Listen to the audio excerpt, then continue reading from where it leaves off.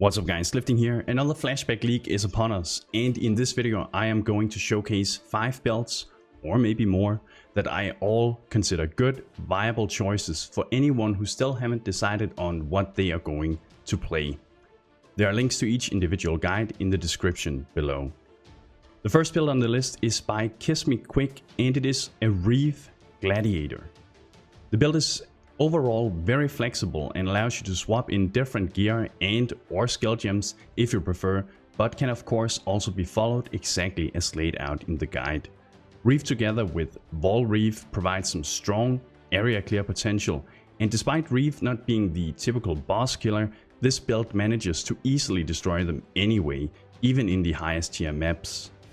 The build has some amazing defensive properties such as 60% chance to evade, 80% physical damage reduction, fortify, endurance charges, a solid health pool, and as the Gladiator you will be able to scale high amounts of block to further add to your defense, potentially allowing you to reach up to 79% block and spell block on top of everything else. Pretty damn good. The build makes use of rather generic unique items such as the Staconia's head and the Tomb Fist gloves, and has plenty of room for you to add in magic find gear in case that is what you would want to focus on. With this, Kiss Me Quick has been able to comfortably farm Uber Elder, and there really isn't much else to say other than this is a very solid and very good build guide to consider for yourself. The second build on the list is an Arc Trap Saboteur by Dsfarblarwaggle. Arc Trappers are insanely strong right now. They provide great area clear and solid single target damage. They are typically rather budget friendly and good league starter choices, and this is not an exception. The only unique items you will need for this is the Essence Worm Ring and the Lore Weave chest, which, until you can afford that one, can be substituted with the Tabula Rasa. As the Saboteur you'll receive powerful defenses such as blinding nearby enemies and tons of quality of life improvements to trap gameplay, making this playstyle much smoother and enjoyable to play around with. Dsfarblarwaggle has over time become a known figure in the community for his racing skills. His Arc Trapper guide is very well explained and ensures you will get a good entry into the league with a build that can take on pretty much any content the game throws at you. Coming up third on the list is a Wildstrike Berserker by Chris07.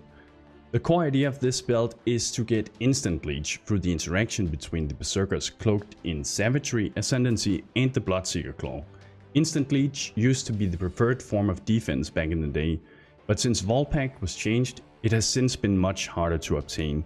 It is however still possible with this setup, where Cloaked of Savagery will grant you a ton of life steal, and the claw in itself will ensure that life leech becomes instant.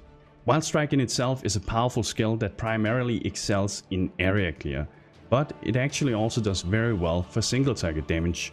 Not to mention, it is subjectively speaking just a ton of fun too. Besides the Bloodseeker Claw, unique items such as the Rat's Nest, Comb's Roots, a Belly of the Beast, and the Lycosi Day Shield is used in this build. All of these can be obtained at reasonable cost and are of course not necessary to start out with, but can be obtained as you progress your character. It should be said however that the Lyco Shield can at times be expensive during the start of the league. According to Chris, the build has sufficient damage to clear all content, and I personally think you will end up enjoying the instant leech mechanic together with Wildstrike. And now for the fourth build on the list. If your goal is to farm Uberlap and become filthy rich, I'd suggest you check out SCamera's AHN'S Might Juggernaut. Dual wielding 2 AHN'S Might blades and a pacifism jewel equipped effectively means that your maximum amount of frenzy charges is 0. This in conjunction with the AHN'S Might blades grants a ton of accuracy and critical strike multiplier as a powerful way to scale your damage output. To ensure a smooth and painless run through the lab, SCamera picked the Juggernaut Ascendancy, which provides exactly what you'd want to see in an Uber lab farmer, namely high damage mitigation, tons of life regen, and easy access to endurance charge generation, with a bit of damage, attack speed, and accuracy drizzled on top.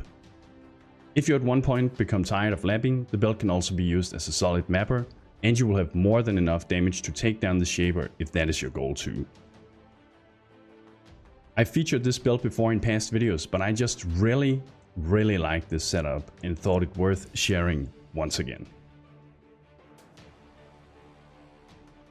The fifth and maybe final build on the list is by ENKI'S, and it is his Arc Self-Cast Elementalist.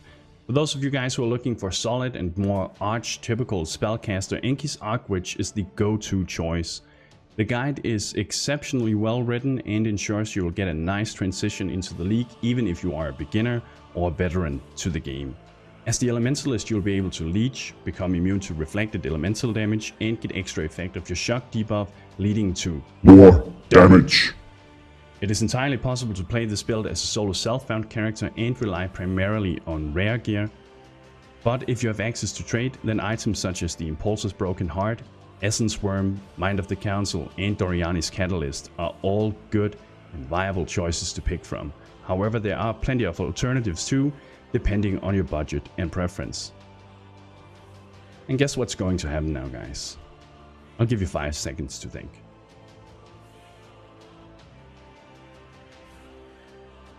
Yes, you are right. I am of course going to showcase another build, the bonus build. The sixth build on the list is by FOURMULAIC'S, and it is a skeleton and Spectre / Flame Golem Necromancer.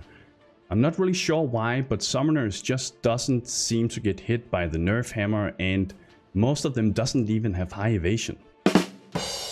Fortunately, that means that you guys can take advantage of some very powerful minions and use them to pave your way through pretty much all the content.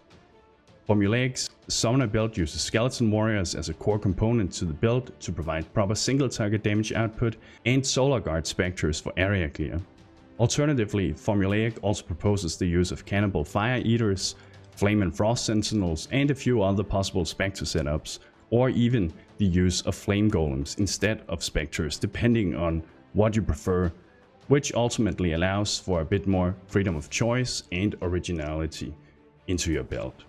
The build features unique items such as the Vis Mortis armor, the classic bones of Ulor, Victario's Charity Shield, the Hungry Loop Ring, and potentially the unending Hunger Jewel. That said, there are plenty of listed alternatives laid out in the guide, again depending on your preferred playstyle and budget. And those were the builds I wanted to show you for this time. However, I highly recommend you also watch my 5 strong Incursion League builds video 2 that I released about 3 to 4 weeks ago, as all of the builds featured in that video are also completely viable for Flashback League and may serve to grant you more inspiration. My own Frostbolt Totem and Warchief Totem build guides are also still more than viable, but I've featured them so many times that it starts to feel like I'm repeating content, so this time I'm leaving them out. I will however leave links to them in the description below, together with the Incursion League build video I mentioned just before. Best of luck in Flashback League, everyone. Personally, I will for the first time in 3 years not be playing it myself, as I am currently preparing to play Battle for Azeroth, and I'm just insanely hyped for that right now. I played World of Warcraft for many years, but I didn't have the chance to play Legion or Warlords, so it's been a long time and I'm really looking forward to getting back into it. If any of you guys are playing that too, let me know in the comments below. Tell me what you're maining and where you're playing. That's it for now. Subscribe for more videos, visit me on Twitch, and if you're feeling generous, drop by my Patreon page and check that out.